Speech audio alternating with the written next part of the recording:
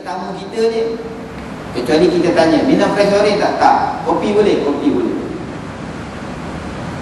Dia orang yang berada ni, dia orang yang kaya sikit, orang yang ada pengaruh sikit, dia bagi fresh orange. Orang yang tu bawah sikit, dia bagi kopi O. Bawah lagi, dia bagi air mineral.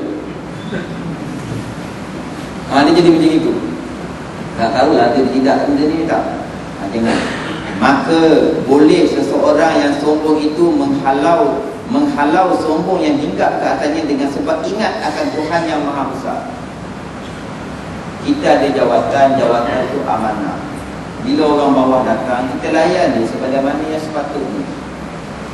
Tak payah kita hentik dia tengah-tengah orang ramai, tak payah tuan. Sebab apa? Walaupun kita ada jawatan, tapi kita hentik dia orang ramai. Betul lah dia salah, betul lah dia tu salah. Tapi masa dia minta kerja, dia bukan nak minta buat salah.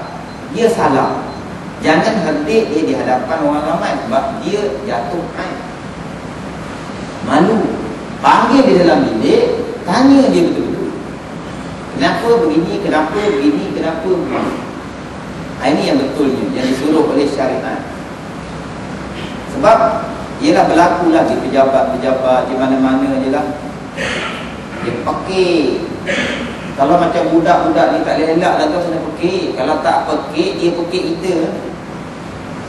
Ini nisbah kita yang dah matang, orang yang dah bekerja, orang yang dah berkeluarga ni sama tu. Hatta anak kita yang besar tu, kalau kita marah di depan adik dia pun tak boleh sebenarnya. Dia aib. Panggil dia masuk dalam bilik. Adik dia tak tahu cerita, biar. Panggil, kenapa abang buat begini. Tanya dia. Sebab kita nak jaganya aib orang. Siapa yang tidak memelihara aib orang pada hari kiamat, dia akan bertelanjang. Sebagai tanda Allah akan mengaibkan dia di hadapan seluruh manusia pada ahli mahsyar pada hari kiamat tersebut. Jadi kena kawal lah. Nak dapat tahap ni, nak kena kawal nafsu imarah namanya. Nafsu marah tu kena buang. Kena buang. Sebab bila dah marah ni tuan-tuan, dia tak kira siapa. Lebih-lebih lagi dia ada pangkat, orang bawah pula buat salah, dia akan keluar perkataan-perkataan yang diperlukan sehingga mengaibkan orang tu. Jangan macam gitu. Tarik dia masuk bilik, cerita betul-betul. Ini tengok bola, bodoh pengadil. Ini maki orang tu dosa tu. Walaupun tengok live. Sebab Allah mengetahui. Kita kata orang pengadil dekat Manchester tu memang dia tak dengar. Bodoh pengadil, dia tak dengar, dia tak faham pun. Tapi Allah mengetahui. Kamu telah memaki seseorang dengan panggilan bodoh, maka jatuhlah dia kepada dosa. Banyak tuan-tuan nak cerita dosa yang tak perasan. Nanti belajar kita perasan lah. Bila kita belajar, kita perasan itu dosa, ada peluang untuk kita ampun kepada Allah Subhanahu Wa Taala. Ini kata dia punya penunjuk dia senang. Kalau siapa masuk saya yang bercakap ni payah nak main tahajud, dosa terlampau banyak. Sebab apa? Allah jemput main tahajud ni. Allah jemput. Bukti dia dalam hadis qudsi. Mana orang yang nak minta, yang berusaha nak minta ampun, yang aku nak ampunkan, Allah jemput tu. Mana orang yang ada masalah, aku nak tolong masalah dia, Allah jemput tu. Maknanya kurang orang ni mengingati Allah pada waktu manusia-manusia yang lalai ni sedang lena dalam tidur dia. Itu prime time orang Islam. Nak dapat kekuatan sembahyang tahajud ni, ulama kata kailul waqt, tidur sebentar sebelum zuhur. Nap, dia panggil nap. Ada masa kerja dengan bos, saya dia panggil nap. Yelah saya pun nap lah. Dia dah biasa, dia senang, letak je 5 minit hilang. Lepas tu dia sedap. Tapi dia lain pula, memang tak senang terus. Tu payah dia tu. Dia pakai nap tu untuk kesegaran semata-mata, bukan untuk sembahyang tahajud. Asal hukum tu, asal syariat buat tu, syariat ajar kita untuk kekuatan pukul 3 pagi tu. Macam tak ada level lah, kita tidur tengah hari, tapi kekuatan tu tahajud. Tapi kita buat je lah, sebab itu dalam syariat. Tapi kalau tak biasa tuan-tuan, asal baru bangun. Tu orang bekerja kena hati-hati. Tu orang bekerja tidur sebentar, pukul 1 sebelum zuhur tu, sekejap duduk pun tak apa. Siapa yang mampu 2-3 minit dia cukup. Dia kata tidur sebentar ke rumah tu.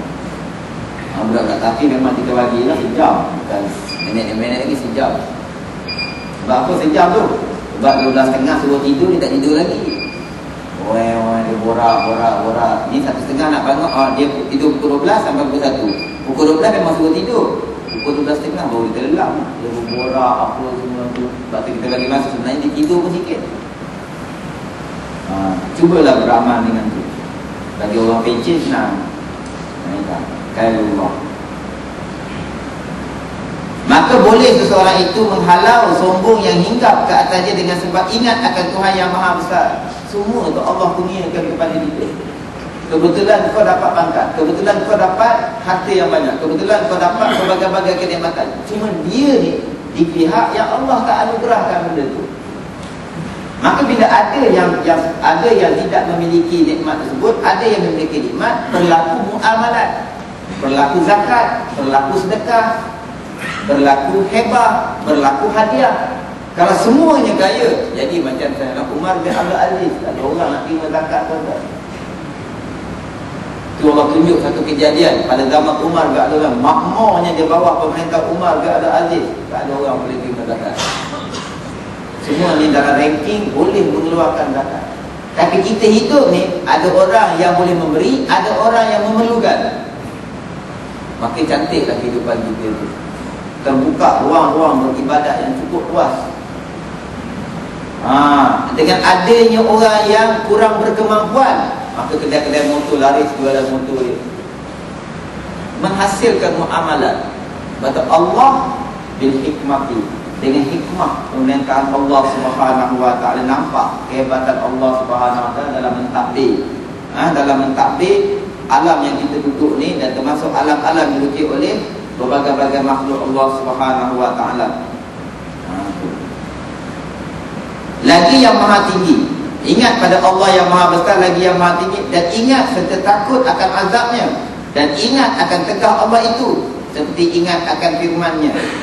Artinya, jangan berjalan kamu hei anak Adam atas muka bumi hal keadaannya sombong.